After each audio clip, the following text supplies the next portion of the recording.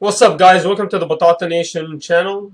My name is the Batatonator, and today I'm bringing you an Angel Feather post VBT09 Infinidiety Cradle booster set deck profile. Let's just jump into my deck profile very quickly. I actually run my trigger lineup as 8 crits, 4 draw PGs, and 4 heals. It's pretty solid. I don't ever change that. You could run 12 crits if you want, but I think Angel Feather decks really lack draw power and lack the power to use the deck efficiently. So you do need to hit some draw PGs. You really do need your draws. They're very effective. Next is my grade 3 lineup, and I'll start with my most used grade 3, which is Ergodile. I use Cosmo Healer Ergodile, and I run 4 of her. Her ability is pretty solid. When placed, Counterblast 1, a very good resource. Choose up to 2 from all rear guards, put them to the damage zone. If 1 or more cards were put, this unit gets +1 crit until the end of the turn, and you and your opponent heal cards from their damage zone equal to the number of cards put into the damage zone with this ability. Meaning, if you give your opponent if you put 2 of your opponent's rear guards into the damage zone, they get to heal any of the damage zone cards they have, up to 2 of them, and they have to heal 2 cards. Really solid ability. You get a free crit, and you remove 2 of your opponent's rear guards for counterblast when placed. Really solid. I like that. I do hate that she gives resources for the opponent next turn, making her kind of a scary pick to use, because your opponent can just use the resources next turn that you just gave him. Let's say he didn't have any more counterblast, so he'll heal all the counterblasted cards he had, and now he has 2 extra face-up counterblasts that he can use as resources for their abilities. So it does make it kind of tough going against specific matchups like Murakumo, but I do like the ability to control the opponent's field, and get rid of some cards you don't necessarily like or you can't get rid of. Next is the second ability, which is complemented very well by the first ability.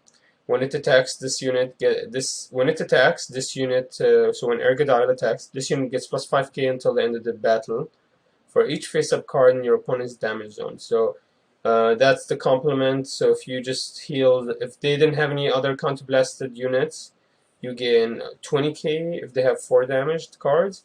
If they only have the 2 cards that you just healed, you gain a plus 10k and a crit. Really solid, really strong, not bad at all. Remember, this second ability is used every turn, so you don't necessarily have to use it one place. But the first ability you have to use it one place. So we run 4 Ergodiles, so we can actually control the opponent and try to control their field a little bit. It does give them resources next turn, which is kind of scary, but this is one of the only control cards that Angel Feathers have, and I really appreciate the playstyle that the Angel Feathers are going for this set. Next, I'll play a really solid grade 3. I play Metatron. I play 3 of her because I like riding Metatron second. It's a free heal, and you can ride her third and fourth as well. You don't necessarily need to keep riding Ergodile. Crimson Impact Metatron's ability is, when ridden from a grade 3, counterblast 2, choose a card in your damage zone and call it. Pretty solid, really strong. You heal a card and you get a card. You heal a damage and you get it onto the field. So making this card very strong, very reliable, and extremely consistent after the first ride. So usually you ride first Ergodile, get that ability off, get a little bit of control on the field, and next you would ride the Metatron so you can get a heal, and then you can also pop off the second ability, which is really solid as well. Put a card from the damage zone on the bottom of your deck, and then deal this unit 1 damage. Usually I would put my triggers back into the deck, on the bottom of the deck, and then I would pray to God that I hit a draw trigger or any other triggers, because the effects actually work, because you're actually dealing a damage, so it's a damage trigger. Really solid card, always useful. The second ability is not very consistent, but the first ability is extremely consistent, extremely strong. 2 counterblasts is very easy, already healing one of the counterblasts that you use. So really this card is only one counterblast, but you need to use the two, and then you kind of heal the third. Really cool. I like it. And you can actually put the card that you just counterblasted, the second card that you counterblasted, onto the bottom of the deck to get a face-up card. So amazing use of resources. Metatron is a 3-off for sure. Next, I only played 2 of this card, Aesthetic Visual Symposio. Really strong, really solid. Usually if you can get a her with Metatron, the opponent is not really expecting her, so you can get her off, and you can actually use her ability to her full potential. Her ability is when it attacks on the Vanguard or Rearguard, if a new card was put into the opponent's damage zone this turn, so by attacking or by Ergodile's ability, or by Frozen Grantor, which we'll see him later, the grade 2. So when the opponent has a new card put into the damage zone this turn, until the end of the battle, this unit gets plus 10k. And then, so this gets a free 10k until the end of its battle, so it becomes 22. And this ability, you know, dealing damage to the opponent, that's basically every turn you deal 1 damage to the opponent.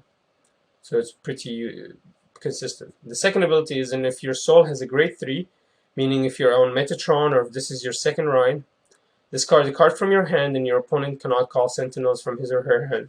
So her second, the second part of her ability, if you have a grade 3 in the soul, that's why I want you to use Metatron to call her out from the damage zone. Such a strong turn 4, and really makes for a really strong attack. So by herself she becomes a 22k and your opponent cannot use sentinels. So if you can hit any crits on her, they're basically 100% gonna land. So really consistent, really useful, can be used every turn. Whereas Feather Palace is really a one-off, one time per game. That's why I don't use Feather Palace. So we only use 2 of her. Next, we're gonna go to the grade 2 lineup. We're gonna play the best card in the Angel Feather, in all of the Angel Feathers right now, the Hygienist Angel, because she, first of all, she takes care of all your teeth. Second of all, she actually gains so much power. The only bad part of her is riding her.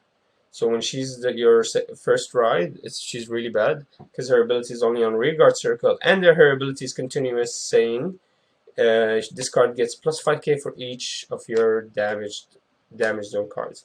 For each card in your damage zone, basically.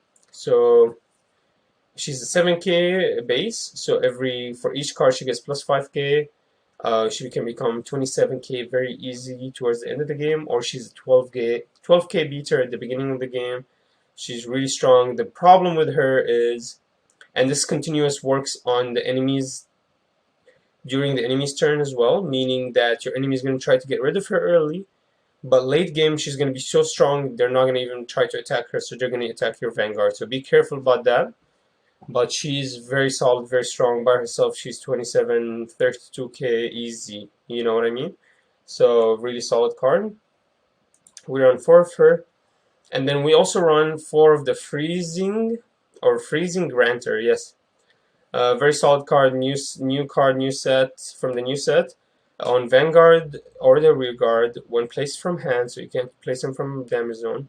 When placed from hand, you Soul Blast 1, good use of resource. I like the Soul Blasting. Choose one of your opponent's Rearguards, put it into the damage zone, and your opponent chooses a card from the damage zone and heals it. So this is very similar to Ergodile, kind of a smaller ability, and actually his second ability is very similar to Ergodile as well. When it attacks, only on Rearguard Circle, Counterblast 1, so I don't like that at all. I don't like that you have to use a Counterblast to get his power off, but he gets plus 5k until the end of the turn for each face-up card in your opponent's damage zone. So if he healed at 1 Counterblast, then you get plus 5k. But if he has more uncounterblasted cards in the damage zone, you can get a lot more power. So I wouldn't use him for only a 5k, because the Counterblast can be useful for Metatron, and you don't want to waste Counterblast. But I would use him if there's like 4 face-up cards during the late game for the opponent. That's a really strong 20k, becoming a 29k beater, really strong. Finally, we play 4 of the Armighty. When placed from hand, Soul Blast 1, call a card from your damage zone to Rearguard, and put put the top card of your deck face down on your damage zone. Amazing card. I love it. I love the use of resources. It's not a counter blast. It's a soul blast, and then you choose a card from the damage zone and put it. The problem with him is if you have him in the damage zone and you try to use him to get himself from the damage zone, which is something I tried. You use Almighty, you get an Almighty from the damage zone, and you try to use his ability again, you are not going to be able to because he's a one placed from hand. I love the manipulation of the damage zone, so I play 4 of him. Really solid. Next, we're going to go with the grade 1 lineup. Of course, that's all we have for grade 2. Although there is one card that I've been kind of testing and I think I really like. You could maybe get rid of one Metatron for her, which is Ragwell. It's the card that allows you to use, basically if there's a new card that was put into the damage zone, into your own damage zone this turn, you can counterblast one and call a card from drop zone to your rear guard. She's kind of tough to use, but I love her ability to manipulate and control the field. So I didn't put her in the deck because she's not consistent, but she could be a one-off, just one card of the grade 2. So let me know what you guys think of Ragwell, if you guys like her. I think she's really solid, but you know, she's kind of risky and inconsistent, so I don't really play her. Next, my grade 1s are pretty solid. I love them. Let's go ahead with the first one, Healthful. Excuse me, Healthful Intendant. Really solid. Healthful Intendant is your first ride every time. A really strong auto when rode upon cost. Put her into the damage zone and call a card from the damage zone to your rear guard. So if you have a grade 3 in your damage zone, you get a grade 3. If you have a trigger, you get a trigger. So, but I really like the manipulation. I love that manipulation ability. So we're gonna run 4 of her. Her second ability is not bad at all, making her a 13k beater. Her second ability is when a new card was put into your opponent's damage zone this turn, gain plus 5k. It's a if a new card, so it's not a when. Sorry, if a new card, meaning you only get that plus 5k once, but it is continuous on your turn. So it's a free 13k beater because I'm assuming every turn you're gonna give your opponent at least 1 damage, and if you're not giving him a damage, you're at least using Ergodile or Freezing Granter once a turn, making use of this ability. So she's a 13k beater by herself, and her first ability is pretty amazing. We run 4 of her. Next, we run 4 Dispense Angel. I like this card a lot because she's free, she does her job very well, she sits in the back row, and she just is really annoying, and people try to get rid of her. She's a 7k beater. She has 7k power, sorry, vanilla, but she has the ability continuously to, when a new card is put into your opponent's damage zone, she gets plus 10k. So she's basically like the Healthful Intendant, but just a lot stronger. So she's a 17k by herself, and if you have a Hygienist Angel in front of her, it's just a huge row. I really love this card, and I use 4 of her. And then finally, I kind of mess around with my last 4 grade 1s that I play. So I play 2 of the Hezedials, which you guys would know her. When placed from hand, you counterblast 1, and you swipe a card from your hand with a card from the damage zone. The best play for this is to use her.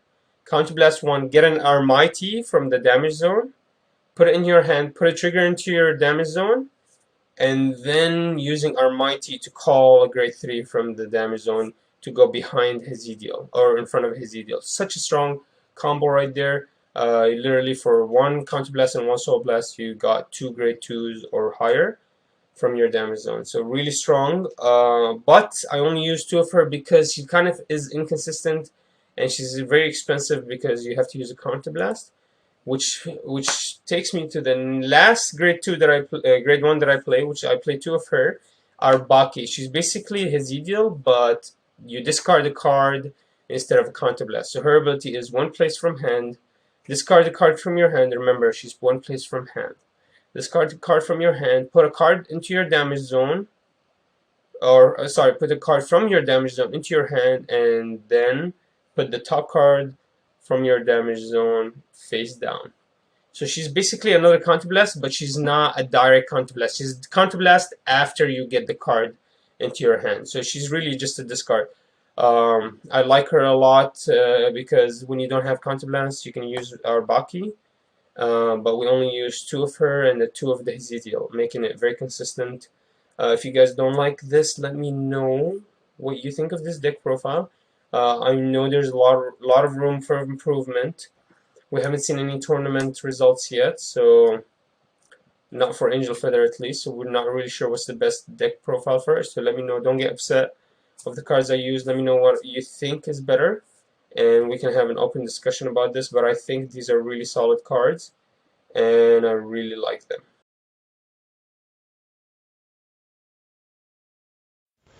So here's one of the games that I played. This is a combo. You ride Metatron, you counterblast 2, choose one of the cards you counterblasted, you call them out. If you can call a Hygienist Angel or an Aesthetic Visual Synthesial, the grade 3, those are the best calls, but honestly anything you call is still decent. You immediately get the power from the Hygienist Angel, and then you're able to use Metatron's second ability to easily get rid of one of the other counterblasts you did. And if you hit a trigger, then you're happy. If you don't hit a trigger, it's still a free counterblast for next turn. So you freed up a counterblast. So you did counterblast 2 units, but you get a counterblast. Luckily, I was able to get another Hygienist Angel, creating huge columns, but that's really one of the easier combos you can do with this deck. There's also another combo you can do. You could ride Ergodile. When you ride Ergodile, you just use her ability. Get rid of the grade 2s that are at the front. And obviously, usually your opponent is going to heal anything counterblasted. But that allows you to gain more power with Ergodile. Allows you to hit even stronger. And if your attack does go through, you're gonna hit huge. As you can see, this is the best columns you could ever ask for. So Angel Feather is really solid right now. Pretty decent deck.